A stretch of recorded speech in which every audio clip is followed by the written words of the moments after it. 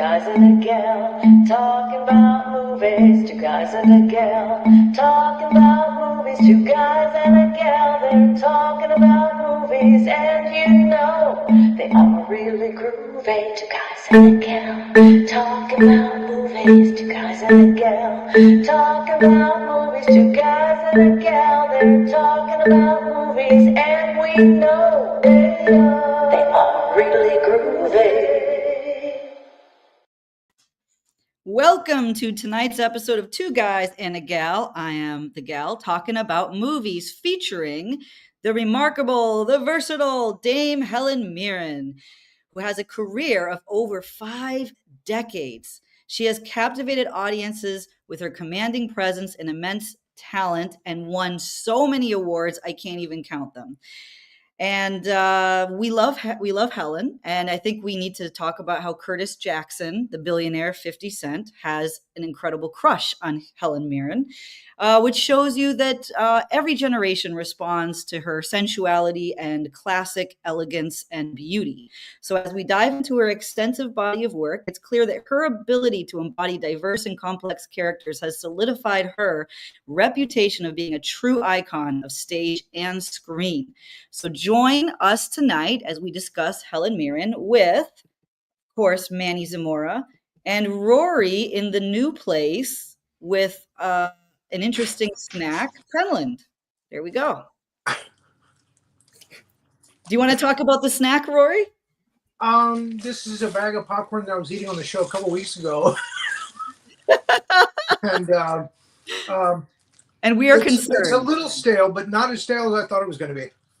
And so now everyone should be Googling. So we should all be Googling side effects of eating stale popcorn, because I don't know. I don't know how safe this is. I'm not sure. Yeah, we'll see. We'll find out in about 3 days. It doesn't taste moldy. Well, see, there you go. There you go. All right, let's talk about Helen Mirren and what she means to all of us. Manny, why don't you start us off? Well, you know,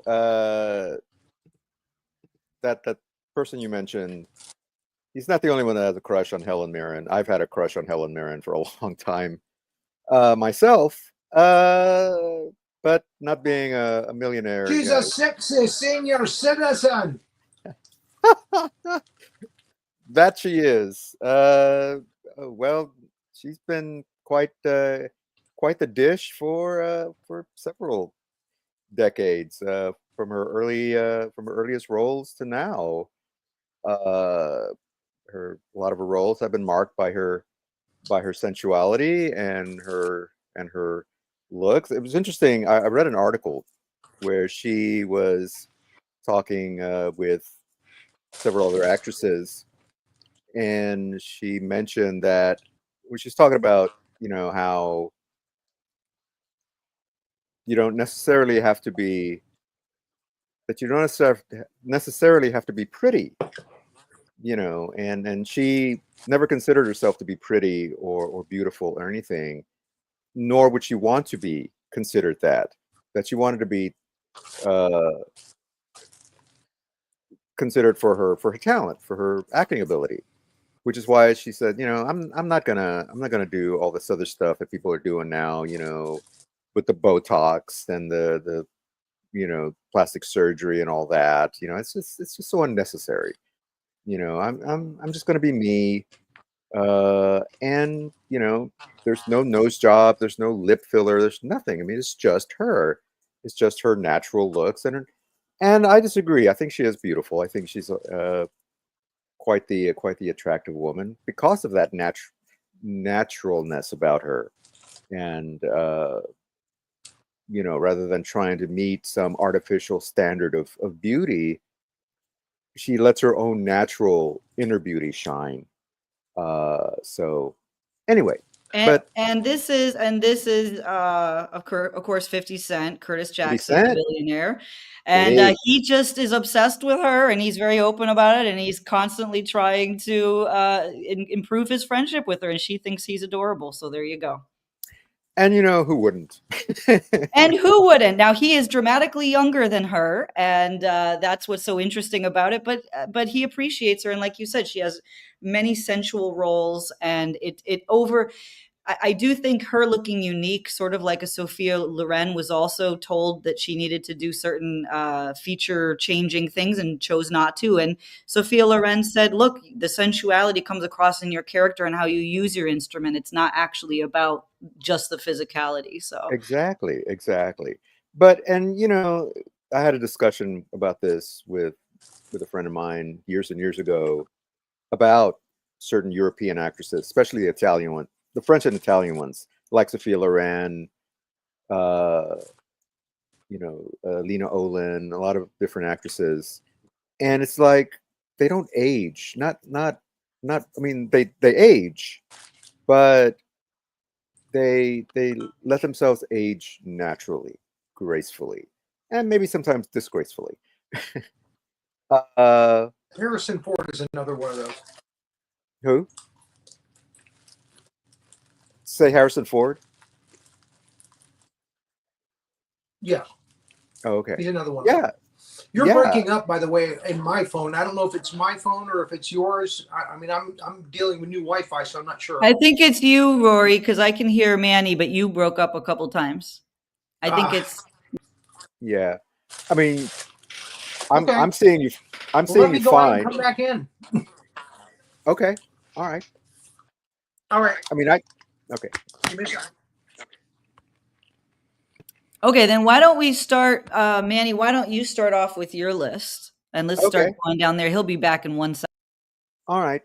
Well, number one on my list, and I'd almost say it was a no-brainer, but I mean, she's done a lot of terrific roles, but this one in particular to me is like one of the best things she's ever done, and that's The Queen, where she plays Queen Elizabeth II, who, as we know, passed away not too long ago.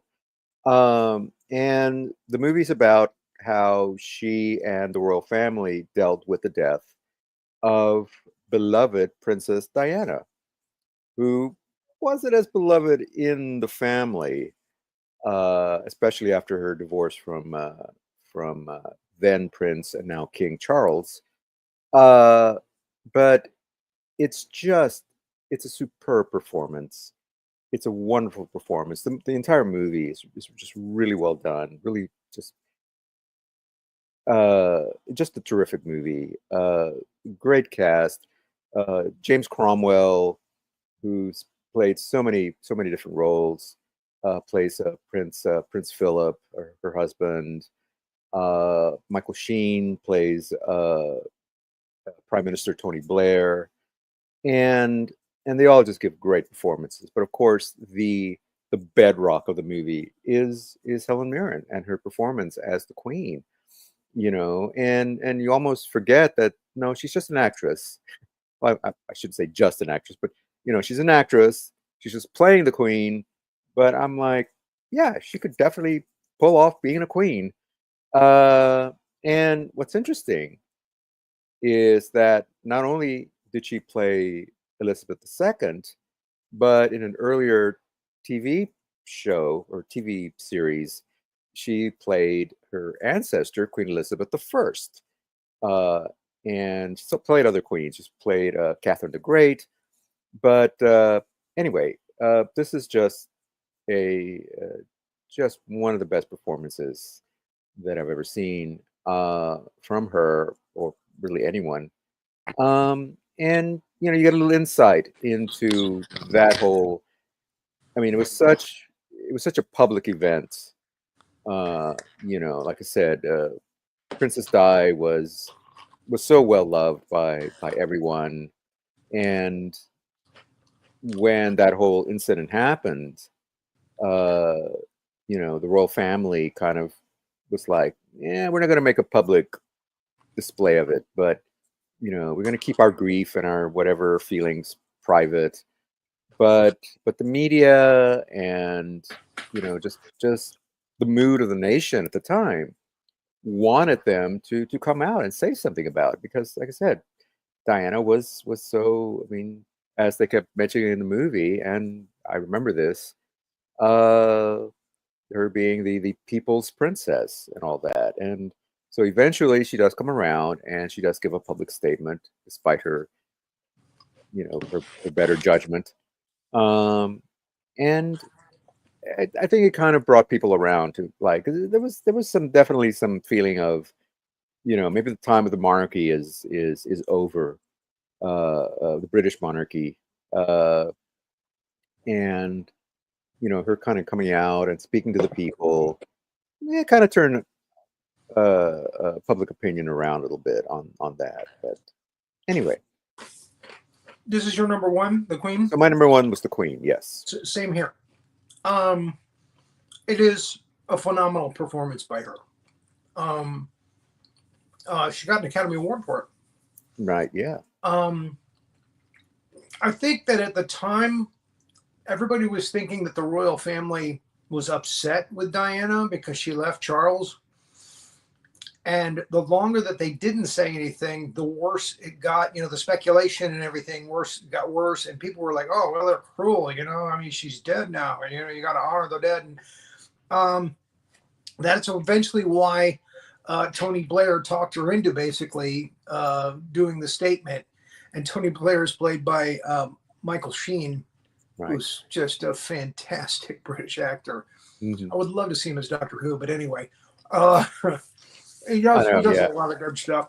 And surprisingly, he's the only good thing that I can say about the vampire thing. Twilight. I hate those movies. Yeah, But he's wonderful, as usual. yeah, As the head of the vampire council of vampires or whatever. But he plays Tony Blair in this. He was also Frost in Nixon versus Frost, another fantastic, great performance movie. right, yeah. With historical figures.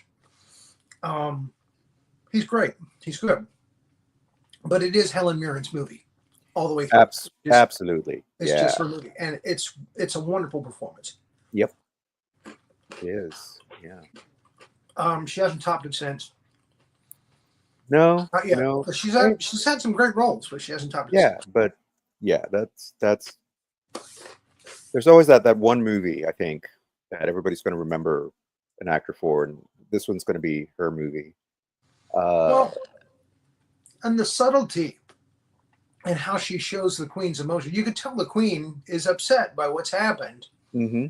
And she doesn't want to talk about it because she's upset. And you're seeing all of that in subtext, Mm-hmm. And that's why she got the Academy Award, is because, again, it's a very kind of quiet performance. Mm-hmm. Literally and figuratively. Yeah. But that's the thing. I mean, that's what makes her so great, is that she, and not just her, but actors of that caliber, when they can say a ton without speaking a word, where just a look, a slight twitch of the mouth, the way that her eyes, it, that like you said, that kind of quiet performance. James Cromwell plays her husband. Right, Prince Philip. And, yeah. Again, he's very quiet.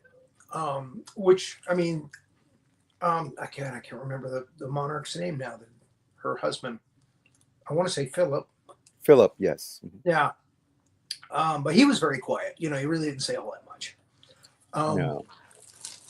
But he was always there for support, for her. Yeah. Well, he was a lot more fantastic Oscar-worthy performance. Oh yeah. He's a terrific actor. The whole cast I thought was really good. Mm-hmm. But yeah, it's Helen Mirren's movie, top to bottom. So, and she got to keep her movie. Yeah, it's Helen Mirren's movie. It's her movie. And she gets to keep her clothes on. So there you go. Sorry. The scene where she takes her clothes off was cut. Yeah. Yeah. The big orgy scene at the palace. It's good to be the queen. And here we go. Anyway, all right. So that was my number one. That was our number one. She does do a lot of nude scenes, even in the movies like the was it the cook, the thief, his wife, and her lover. She does do a lot of nude scenes. Yeah, In yeah, yeah, yeah, throughout her ages. yeah. Oh, yeah. So, well, speaking of which, I'll go to number two, my number two, which does happen to be the cook, the thief, his wife, and her lover. And yes, we do get to see a lot of Helen in this movie. But oddly enough, and as much as I really enjoyed this movie, it is a very, very weird movie. It's an extremely weird movie. Extremely weird. And really, the standout performance in this movie isn't Helen Mirren, although she's very good in it. It's Michael Gambon, who plays the husband, who is this brutal, just this thuggish gangster who I guess owns this restaurant and who just bullies everybody, especially his wife, who's played by Helen Mirren. To the He's point, also a gangster in Layer Cake. yeah, So it's a surprise that he ended up taking over for Richard Harris as Dumbledore. as Dumbledore, Because he exactly. plays gangsters mostly. Yeah, yeah. But even in Layer You Cake, don't like how that's going, do you? No, you don't like that? All right. yeah, yeah. But in this one, he's Stop just, yeah, he's just, as the Brits would say, just a rotter, just awful, awful human being. And so Mirren's character, his wife, eventually has an affair with this man that she meets in the restaurant, and they'll sneak off to the loo or to the kitchen or wherever they can find a spot, a place. And of course, Gambon's character, he eventually he finds out, and things turn very, very dark. He kills the guy. But he kills the guy. Yeah, that's not a spoiler. I mean, you see it coming because you know this is the type of person he is. Yeah. But it's her eventual revenge. Yeah. How she gets back at him, that is like the most startling part of this movie, and I'm not going to give away because it's like, holy shit, they went there. But it's just and it's unconventionally shot. The all the sets are these huge. I think it was filmed in like an old factory or something, or studio, because all the sets are just these huge spaces.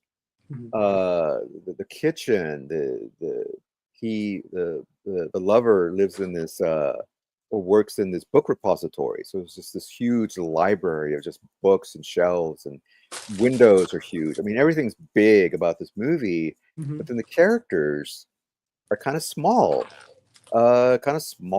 you know, kind of just these weird broken people. And really the only person that you kind of sympathize with, besides Helen Mirren's character, is the cook, who is really the only man who will stand up to this bully. And Tim Roth's also in the movie, but he has a kind of a little small role as one of Gambon's cronies. But overall, and the use of color is very interesting. There's a scene where Helen and her lover are going into the bathroom, it looks like the ladies' bathroom. And when they're in the restaurant, the color scheme, everything is red and black. And of course, she's wearing a red and black outfit. Now, the lover is always in these earth tones, like browns and whites and what have you. When they walk into the bathroom's all in white, in different shades of white. Well, her outfit, it's the exact same clothes, but now her outfit has changed to white to match the room, and white, well, black and white. And it's just those little. So you know you're watching a movie, but it's so enveloping and so just fascinating that, and so like I said, so freaking weird. That it's riveting. It's just riveting. You just want to know what the hell is going to happen next. You know, where's this going? Riveting What's this leading to up to? some, annoying to others. Yeah, I can see that. Others who don't like continuity gaffes like that, purposely done just for art. Yeah. Well, again, Artsy fartsy. yeah. But I see that's the kind of thing I like. I don't mind. know. I don't mind when I know. And when I'm it's more like of a realist. I'm like, you're no, more don't do that the shit. realist. You're more the realist. You're more like tell me the story. Mhm. Go on. So, but that's what makes life so. Don't change it from green to pink. Come on. So anyway, so that was my number 2. So what was your number 2? The only time I liked that was in Popeye when Mm. Bluto sees red and they changed the scene to everything is in red. They're all wearing red clothes and stuff. I thought that was funny as shit because, Yeah. that's that was literally seeing red, which I thought was very funny. Right. Yeah. And it's a cartoony character. So, I mean, yeah, then you can get away with that kind of stuff. Yeah, you expect it. That sort of thing. Yeah. So, All right. So that was your number 2. that was my number 2. Yes. I think I've had enough stale popcorn. I'm going to go back to the pretzels. My number 2 was Gosford Park. Okay. Another Academy Award nod. She plays a servant in a place, and there's a murder, and it's a murder mystery. There's a lot of kind of dark British comedy in it. Mm-hmm.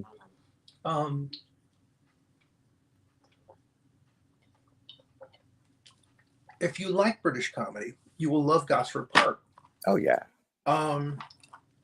If you're not into that kind of dry humor, you're probably not going to like it all that much. It's probably going to be kind of boring for you. Great movie, great performances, good cast. Yeah, huge cast. Yeah. So yeah, I really thoroughly enjoyed the movie. I didn't see it when it came out in the theaters, even though I was working at a theater at the time. There was a lot of other stuff out at that time that I was into. But I did watch it years later. And I haven't seen a lot of Helen Mirren's movies, I'll be honest with you. I've only seen a handful, which is on my top 5 list, and a few that are on my honorable mentions list. But yeah, what I'm telling you here on the show is basically what I've, and one of them on my list I haven't even seen yet, and that's on my honorable mention list. I just thought I should mention it because, anyway, we'll get to it when we get to it. Okay. So, but Gosford Park is very entertaining, very British. Oh yeah. Yeah. And again, she is wonderful in it. And it was directed by it's Robert Altman, right? If I remember correctly. I can't remember. I think you're right. I think it is Robert Altman. Funny we should say Popeye. That was another one of his. Yeah. Because he loves having talking about it when we did the Robert Altman show, though. I'm sorry?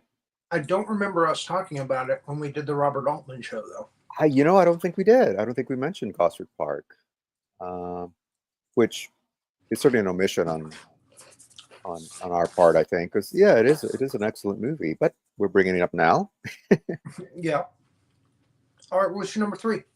So my number 3 is another movie where she plays a real life character, a real life person rather, and that is Trumbo. Okay. And this is the true story. I haven't seen that. Oh.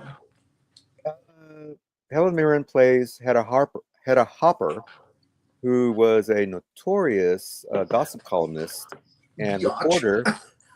Well, yeah, in the 30s and 40s, and her word could make or break a career in.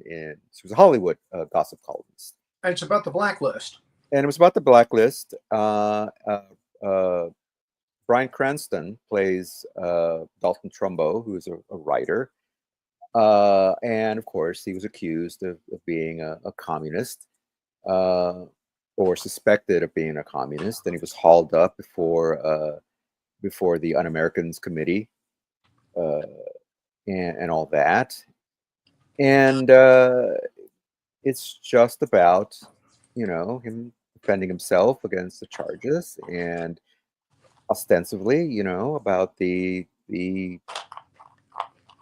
about our rights to free speech and association and all that, and how an accusation like that at the time could, again, just wreck a career.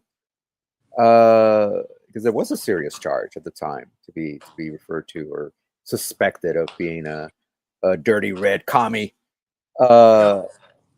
And but again, it's a very good movie. Gets a little preachy at times. I mean, it does kind of lay in the theme a little heavily, but I think it's still and it's still a relevant movie today, unfortunately. But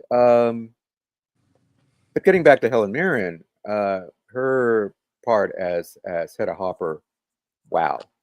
I mean, you really get a sense of how cruel she could be, and how indifferent she was, and how, at the time when women, didn't really have a lot of power, when the newspaper industry, radio, entertainment was very male driven, Right. she wielded a tremendous amount of power, Yeah. just with what, just writing a few lines, or suggesting a few things in her columns. People took it very seriously. Mhm. So yeah, I mean, it's just a tremendous performance. There was And another female writer at the time. I can't remember, another columnist who was just like her. She was like her nemesis. I can't remember who it was though. It was Hedda Hopper, and there was somebody else. yeah, I can't yeah, remember who that was. Anyway, sorry. that's all right. Yeah, But they no, were you're always right. kind of trailing each other. I don't remember either. Yeah, their whole rivalry could make a whole other movie. Yeah, it's interesting. I think somebody did it. I mean, the people that did the one about Betty Davis and Joan Crawford, and it was Susan Sarandon and Oh, Jessica Jessica Lange. Lang. Thank you. Yes. Yeah, Jessica Lange was playing Crawford, right? Right. I think they did one of the same with Hedda Hopper and her other columnist. Yeah. Anyway, Yeah. Well, I know they did one about Truman Capote, dealing with this little group of women in Hollywood, when he was working on because I think he had written a book about them, a Romana Clef, before he got really famous with In Cold Blood. But anyway, was that the one with Philip Seymour Hoffman? no. This was Toby. Toby. I want to say Maguire, but it's not Toby Maguire. No. Toby Jones. Toby Jones. Yes. Okay. Yes. Yeah. That was good. Only a handful of guys have played Truman. Yeah. Yeah. Played Truman Capote. Yeah. And you're wearing your Truman Capote hat. How nice. Yeah. Well, yeah. He wouldn't have worn it quite this beat up. It would have been very nice. It would have been more white. It would have been more white. Yeah. So anyway, so that was my number 3. I want to see it. I do. I just didn't have time to watch it, and I didn't have time to download and watch it because I'm moving to the new house. And right. Yeah. So there it is. My number 3. We mentioned Harrison Ford earlier. It's Mosquito Coast. Okay. And it is more Harrison Ford's movie, but it's a wonderful dramatic performance by her, watching her husband pretty much go off the deep end, literally. Right. and she's trying to hold it all together as the mother of the family. River Phoenix is in it. Mm-hmm. It's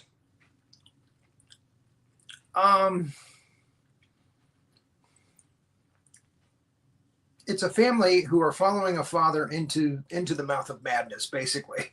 Mm-hmm. Hey, let's go to the to the rainforest jungle and live there and live peacefully and oh yeah, that sounds great. And get there, and of course it's just as disastrous as you think it's going to be, even worse.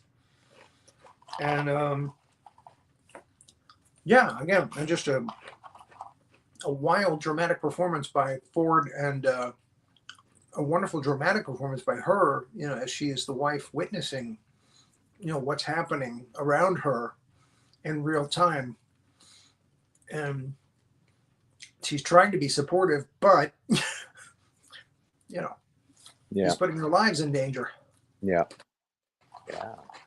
So who was it directed? That German director, right? Yes. I think he's the one who did the Das Boot, if I remember correctly. Verhoeven? No.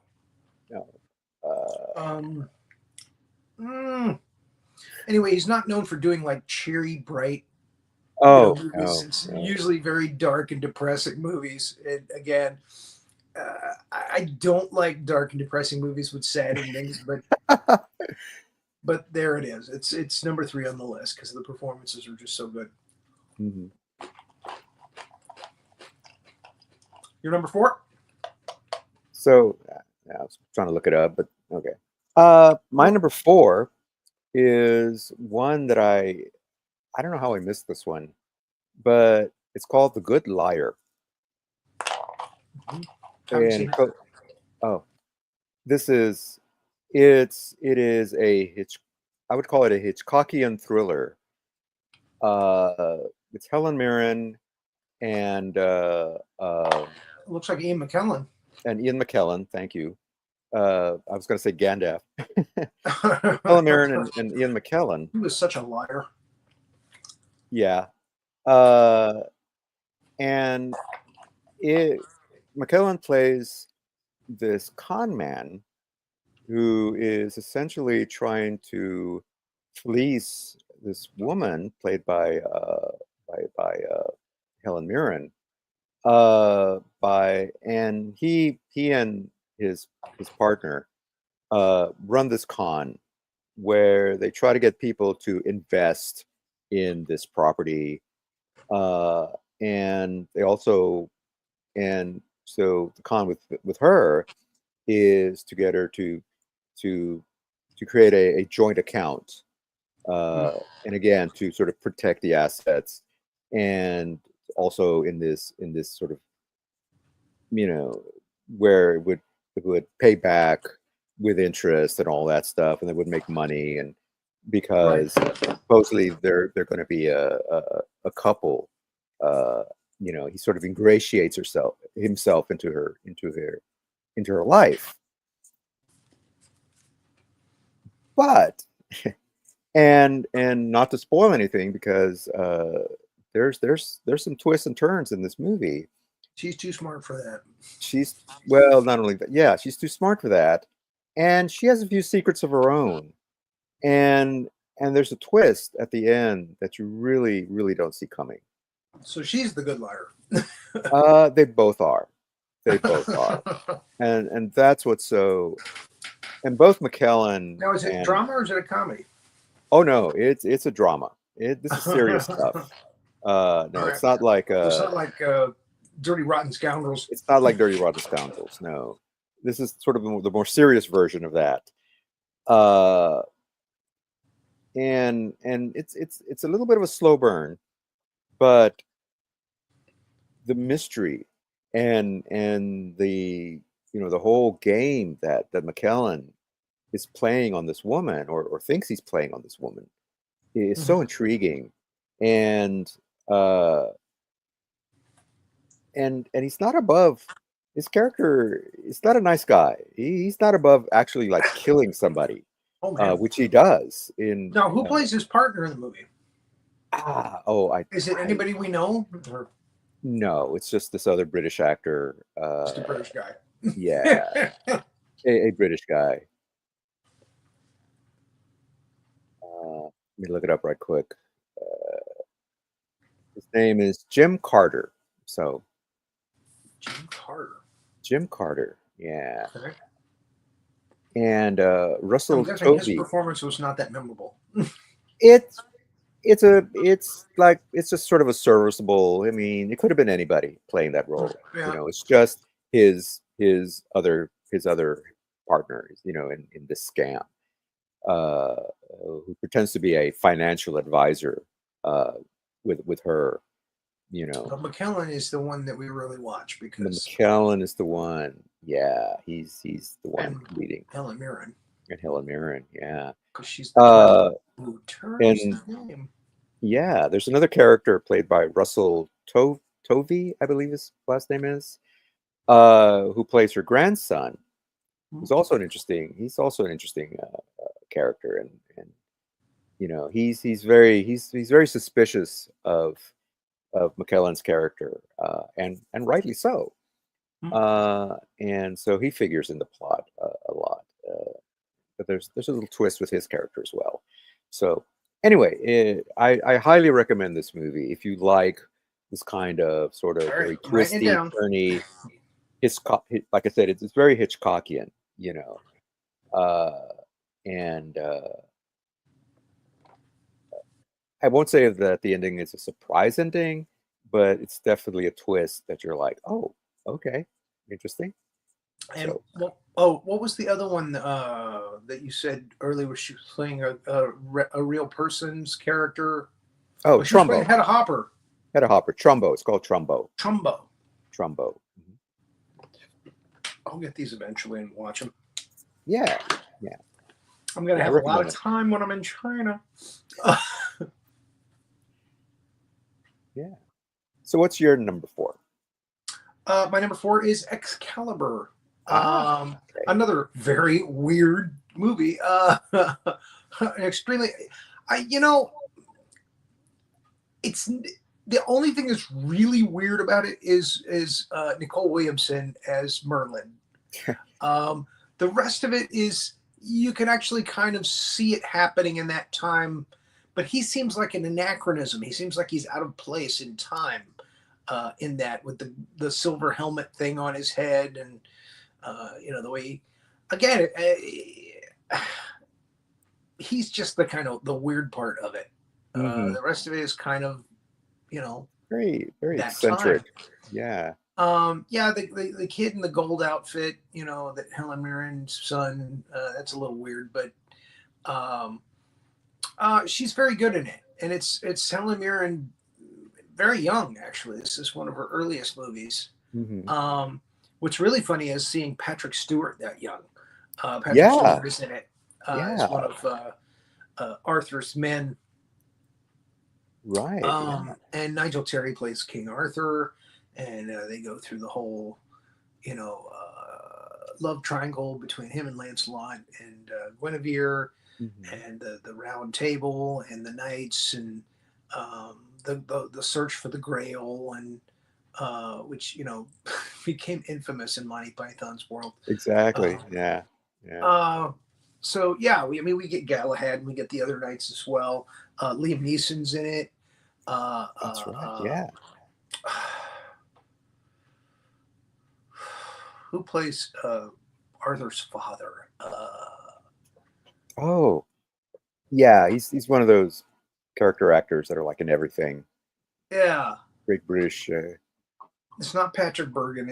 I always get them confused. No. It's Uther Pendragon is the character's name. Oh.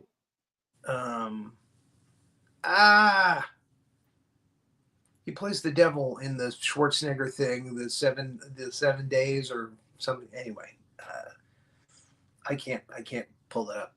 But yeah, it is an interesting take. Gabriel Byrne. Gabriel Byrne. Yes. Um, uh, it's an interesting take on the Arthur. Mm-hmm. It's different. It's very different. Oh yeah. Almost to the point where it's kind of weird how they do some of it.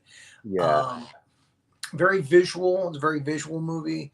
And again, Mirren is um, she does a very understated performance as Morgana, who is Mm-hmm. basically the evil witch of Mm-hmm. the uh, of the movie. There's one scene where she actually kind of entraps Merlin. He's trying to trap her, and she turns the tables on him. Mm-hmm. That she kind of goes over the top a little bit, and you get kind of like the Morgana that you read about.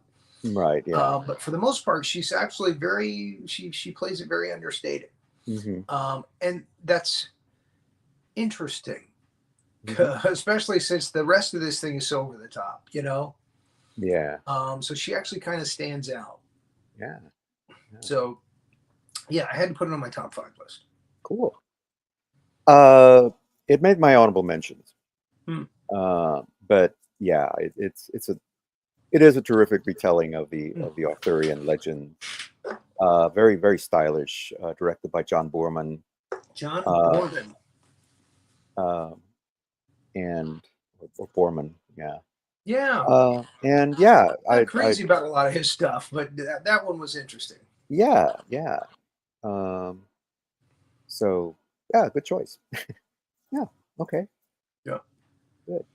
So your All number right. 5? So my number 5 is one that I just watched recently, and it was originally on my honorable mentions list, but I watched it again, and it's like no, this is top 5 material, and it's called The 100-Foot Journey, where I've she heard of that played one. yeah, and now the main characters are really this Indian family Hmm. that are essentially they're kind of restaurateurs. You know, they owned a Hmm. restaurant in India in Mumbai, uh, but decide to leave. They originally moved to Europe, or they eventually moved to Europe or emigrate to Europe, and they open a restaurant across the street from Helen Mirren's very upscale, very kind of snobby French restaurant, as you would expect. And at first, she's just like horrified, that these foreigners have moved across the street, and and you think, oh my God, this horrible snobby woman, very nose in the air, and She very looks very prissy. snobby there. Yeah, and Yeah. exactly. And you kind of hate her at first. Yeah. But as she starts to kind of get over it, as she starts to kind of warm up to these people, uh, she kind of comes around, and she actually becomes a decent person. And after a while, you kind of understand why she had this sort of resentment to them, or why she didn't want the competition. Hmm. Uh, because she originally had opened the restaurant with her husband, Yeah. and her husband dies, and leaves it to her, and she feels like she doesn't want to lose this legacy. She wants it to be, and and Right. plus it's a Michelin star winning restaurant, which is one of the most prestigious awards in in uh, in the restaurant industry.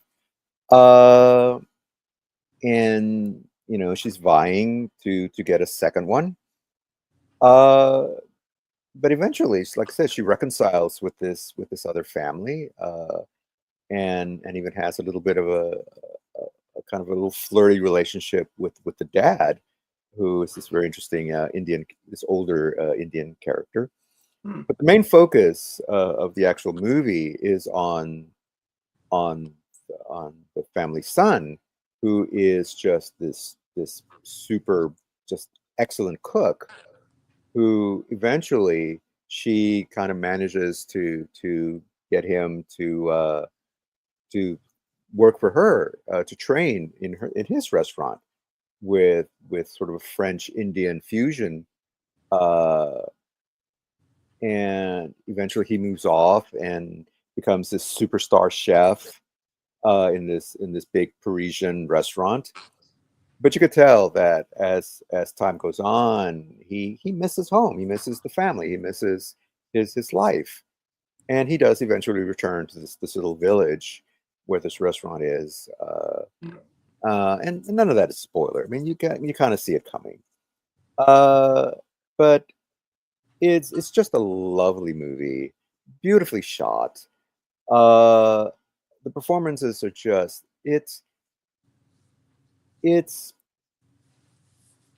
definitely fits the mold of what I would call it's a feel good movie, you know. And a lot of the drama, a lot of the tension is not so like and the characters are just these nice, they're not horrible people. They're nice people. They're good people. There's just this little, bit of a conflict between, this little culture clash. Uh, just out of just not knowing the culture, you know. But in the end, everything works out, and there's a nice happy ending. But it's a beautifully shot movie, beautifully told story, and I really enjoyed it.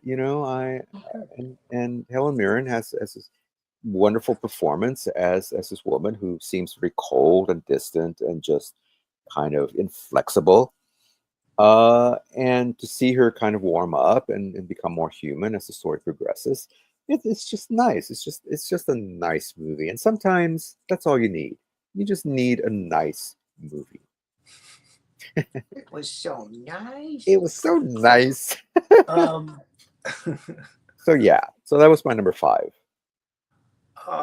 to juxtapose, my number 5 was Hitchcock. Yeah, Yeah, I'll be honest with you. I wasn't a fan of this movie because I thought Hopkins' performance in it was a little, I don't know, too much. I yeah, guess it was too much of like a caricature of Hitchcock, and it almost came off like a Saturday Night Live sketch, a real long one. But they were trying to talk about his kind of womanizing behavior when he was doing movies, and her performance as his wife, who's witnessing all of this with Tippi Hedren, and they were doing Psycho in a lot of it too, and Janet Leigh. gently, yeah. He just likes blondes. Oh yeah, He loves a blonde broad. yeah. Well, yeah, So yeah, you can tell she's his main supporter, but you can tell she's not happy about what's going on, and she knows what's going on, and she's no dummy. yeah. So that makes it a very interesting performance by her. And it's entertaining if you can get past the fact that he's kind of mugging with his performance as Hitchcock, staring over the top with the Hitchcock. That was the one downside to that movie for me. That's why it was number 5 on the list. But and again, there are some movies on my honorable mention list that probably should have been number 5, and Hitchcock probably should have been on the honorable mention list. But that's usually how it goes with the show. You're like, you know what? Thinking about it. Yeah, yeah. Well, yes, it's interesting because Hitchcock was my number 5 originally. Yeah. Then got I bumped saw down. then I saw this other movie, and I was like, oh, it's so good. Yeah, And like as much 3 as of the movies that you have on your top 5 list, I haven't even seen, or I haven't even seen. So yeah. yeah. And I do disagree with you about Anthony Hopkins' performance as Hitchcock. I bought it. I thought it was great. I didn't think. I thought it was quite the opposite. I thought he kind of reeled it back. I mean, he got the cadence, I thought, but I didn't think I that he was aware of was the performance. really Yeah. okay. As someone who And does impressions, yeah, it just came off as somebody doing an impression. okay, And well, but I mean, you got to admit it was certainly better than him playing Richard Nixon. oh yeah, that's true. That's true. Uh, that one to me was the one that was like, oh, come on, really? Why are you having a British actor playing Nixon? But anyway, really, Oliver, why? Uh, anyway, put that aside. And of course, we got Scarlett Johansson playing Janet Leigh. Right. I don't know who the actor is who played Anthony Perkins, but holy cow, he looked like Anthony Perkins. He Uh, was the embodiment uh, of uh, Perkins at that time, 60s. yeah, Yeah, yeah, yeah, I agree totally. It was like, wow, I that's mean, just just spooky. perfect casting. And he didn't overdo it. He Yeah, just very yeah, subtle, nuanced performance. Yeah, that was a nice, amazing yeah. performance there. But yeah, getting back to Helen Mirren and her performance as Hitchcock's, I don't want to say long suffering, but definitely his wife, who Put up it's with a like he lot. didn't really, yeah, she put up with a lot, uh, and he admired her for it, but I never felt like he really gave her the respect that she deserved, at least in the movie, from the movie's perspective. You got that impression that like, oh well, yeah, I mean, of course he's gonna do this, uh, you know, uh, but she wanted to be her own, well, be recognized as for her own talent, for her own writing. Mhm. So anyway, yeah, great performance, and essentially, yeah, it was kind of about the making of Psycho because it was kind Yeah, of the movie that resurrected Hitchcock's career because his career had kind of stalled at that point, and this is the one that brought him back. And then, of course, he went on to do The Birds and that whole thing, which was a nice little thing at the end where he's like, okay, well, what am I going to do now? And then the Raven shows up on his arm, like, oh, so I thought that was kind of cute. But anyway, so yeah. So Hitchcock is actually number one on my honorable mentions list, just because I flipped the. okay, before we get into the honorable mention list, I would like to call our gal forward to tell us any Helen Mirren movies that stood out for her. Yes. Well, I haven't seen most of these, and now I wanna go and I wanna, like, go on a spree, but obviously, I have seen The Queen. Obviously, I mean, I understand I was not at all surprised that both of you chose that as the number 1, and she has played so many regal and royal roles because she comes across as so sophisticated, so self-confident. I would love to know more about her upbringing and where that comes from, her elegance that just seems to have always been there. So I think that I think it's not just you guys or me. I think a lot of people, when we hear her name nowadays, we're going to be thinking of the Queen. That's just what, and I think Queen Victoria talked, or Queen Elizabeth mentioned it or something. I saw there was all these headlines where the royal family spoke about her portrayal in a very positive way. So I think that is beautiful. She was very good. She was great with the dogs. Yeah. So that's it. That's the only one you want to talk No, I about. mean, because I haven't seen most of the ones that you guys pulled out. I hadn't seen, and I do want to go back in and watch it. Obviously, I would love to Excalibur. hear what you think about Excalibur after you Yeah, watch yeah. I want to. I That's like, to me. That's one of those that I've for years been saying. I've seen scenes from it, but I've never seen it all the way through. And I always say I've got. It's This looks like something that I want to watch. So I'll report back. I will report back. Okay. kind of like the sci-fi version of Arthur, King Arthur. Yeah. Yeah. All right. So, all right. Honorable mentions then. All right. Well, like I said, mine, Hitchcock, of course, Excalibur, uh, the Red movies with Yes, those are high on my honorable mention list as well. yeah, She's badass in those movies. she plays an action hero uh, in that And one, very well. and very well, yes, with Bruce Willis and John Malkovich, Malkovich is co-starring. It's just crazy. and Morgan Freeman. Morgan Freeman, yes, Uh, and also, although they're not on my list because they're really kind of awful movies. She's also in the Fast and Furious franchise as well. I saw that. Yeah, I yeah, don't watch those movies. yeah. But there's a movie that we haven't mentioned that I think we need to, and that is Caligula.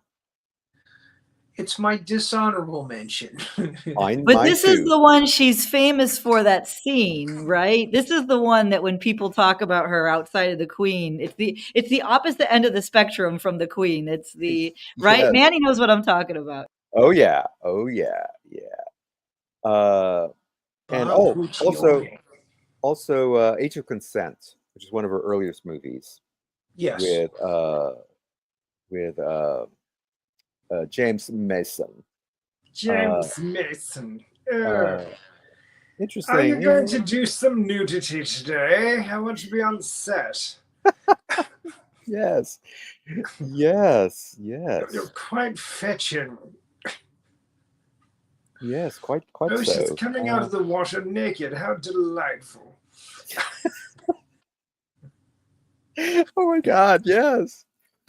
That's perfect. That's perfect. It's number one on my honorable mention list because yes, it was like her first real mainstream movie, and she did some serious nudity in it. Yeah.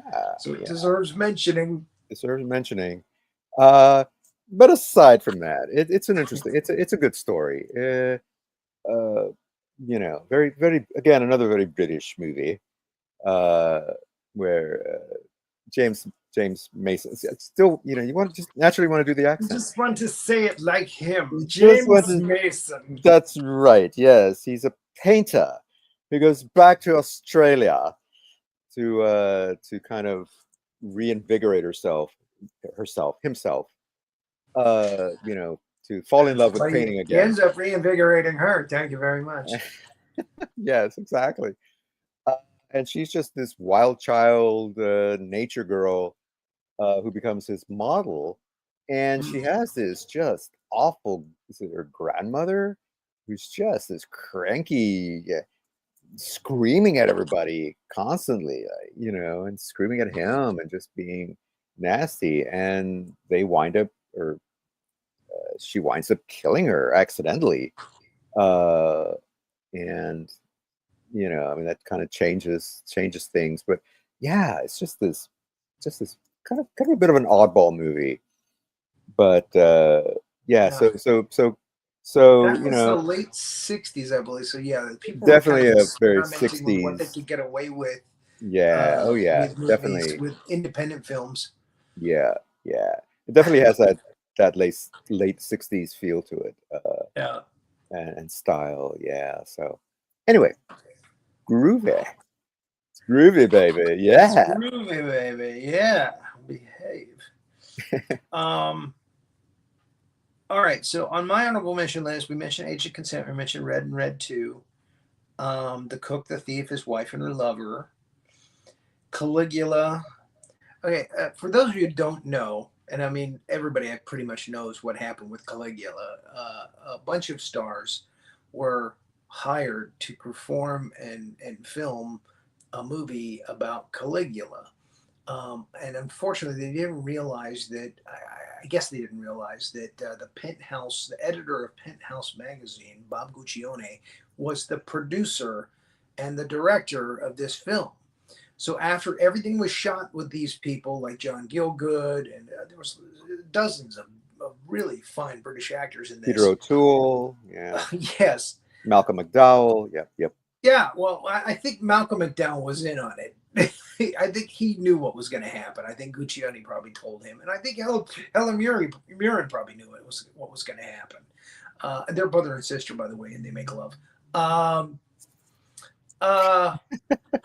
Guccione spliced in a bunch of porno scenes into the movie, so it was a really high budget porno movie, basically, is what it turned out to be. Mm-hmm. And again, I mean, I remember when I met Vincent Price, he talked about it, and how people really felt like they had been conned actors had been conned into being in that, and they didn't want to be associated with that after it came out. They're like, oh yeah, that was not what we were told it was going to be. So anyway, that's the dishonorable mention is Caligula. It was a boost to Mirren's career. It was a boost to Malcolm McDowell's career, because it was just so shocking, and at the time, and all the bad press about it was just good press for the film. People wanted to go see it just because I got to see what kind of a train wreck it is, that kind of thing. Oh yeah. We did not mention The Madness of King George. Oh, that's right. Another Yeah. good performance by her playing Yeah. the wife of King George, who is going mad. Again, we get this theme like from Mosquito Coast. Oh, I got a crazy husband. He just happens to be a king. Yeah. And Nigel Hawthorne plays King George. It's mostly his movie, but she's very good in it as well. So I figured I should give it an honorable mention. And I didn't know this until last night when I was doing my notes. But she is in the Barbie movie, which I have not even seen yet. I want to see it because it looks hilarious. And you won't see her because she's the narrator. So like Morgan Freeman, who she starred in Red with and Red 2, she's a narrator. So she's the narrator of the Barbie movie. Yeah. And a great choice. Yeah. So I'm sure she did a wonderful job in that. So I thought it deserved mentioning. Yeah. And it's funny, speaking of voices, I was and I guess still am a huge fan of the TV show Glee. Which one? Glee. Oh, Glee, yeah. About the Glee Club, yeah. Yeah. And there's a character who was sort of mentally challenged, I guess. This one character, but she had this inner monologue, and the inner monologue was voiced by Helen Mirren, and I didn't realize. I mean, I kept thinking, I know this voice. Who is this voice? It's this very, because you don't expect this sort of polished British voice coming from this little girl, this little blonde girl, and I'm like, I know that voice, and I was reading a lot of good stuff on television. She did. I didn't add any of the television stuff to my list because we talk about movies. Yeah, there was a detective that she's played like 4 or 5 times in different series. Prime Suspect. Prime Suspect. Yeah. Yes, very famous in England. Great show. And there's a lot of TV movies and stuff that she did in England.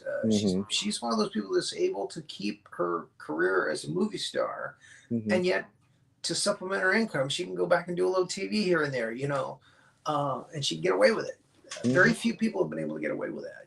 Usually they pigeonhole you. They go, "Oh no, you can't do TV because you're doing movies." "Oh, you can't do movies because you're doing TV." Well, I think the British industry is a little bit different than the American industry. I think the actors are not as they're not as locked in. It's not as locked in. Like they'll do TV, they'll do movies. They go where the work is, basically. And I love Prime Suspect.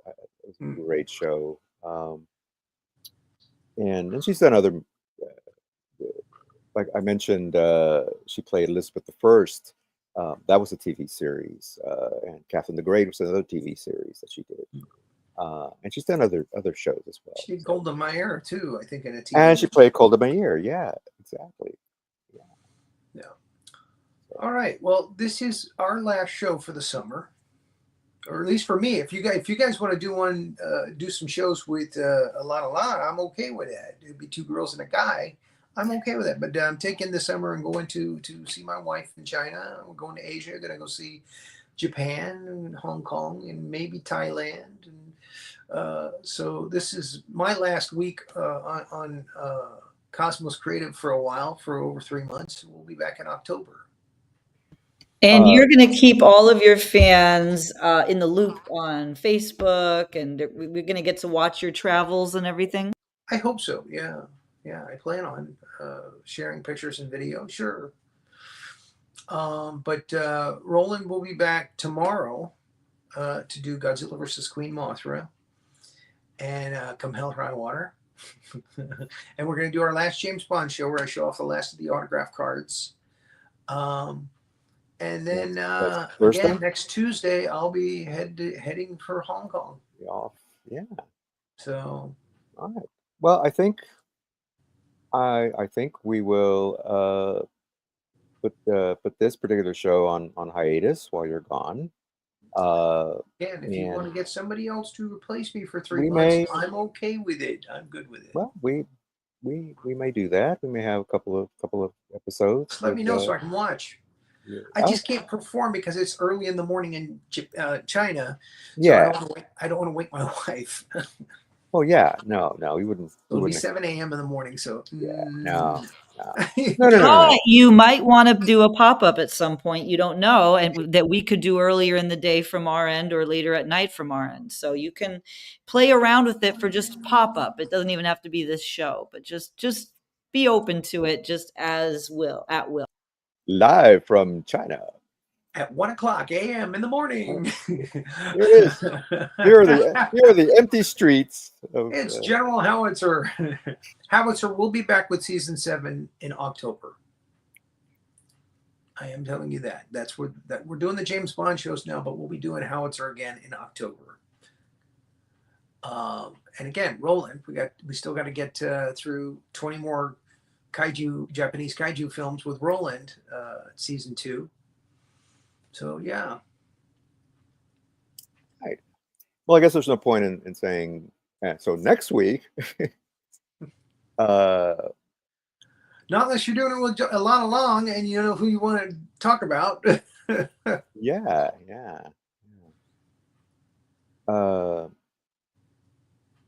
Well, we'll see.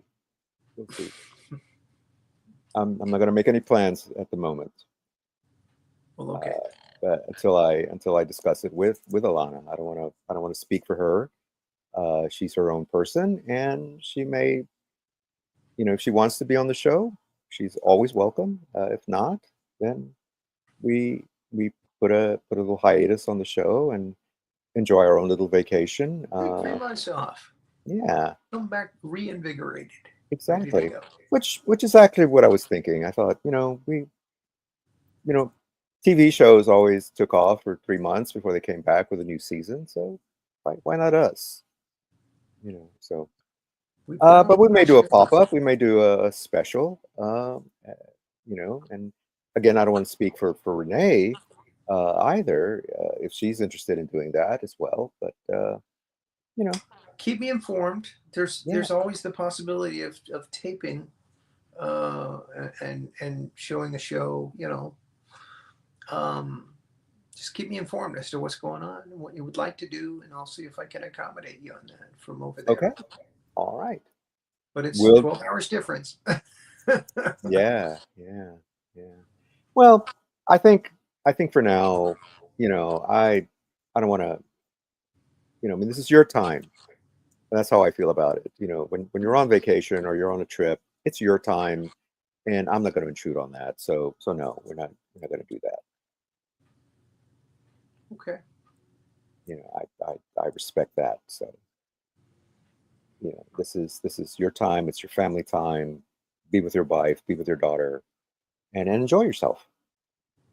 Just send us plenty of pictures and maybe the occasional video, and just let us know what's happening with you. Sure. Don't I always? I'm sorry? Don't I always? Yes, you do. Yes, you do. So there you go.